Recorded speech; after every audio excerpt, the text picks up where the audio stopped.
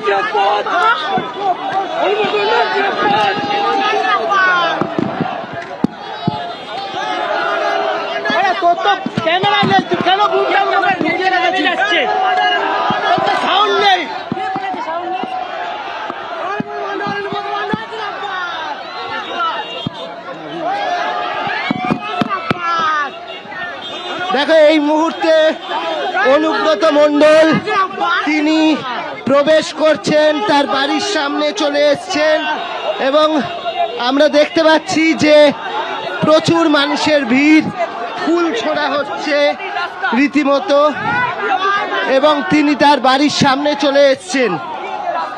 এই মুহূর্তে তার বাড়ির সামনে চলে এসছেন। ঠিক আছে,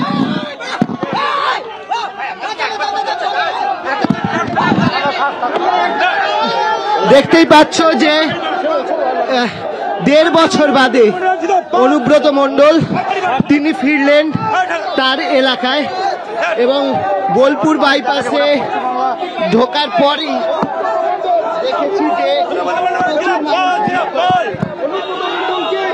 রাস্তার দুধারে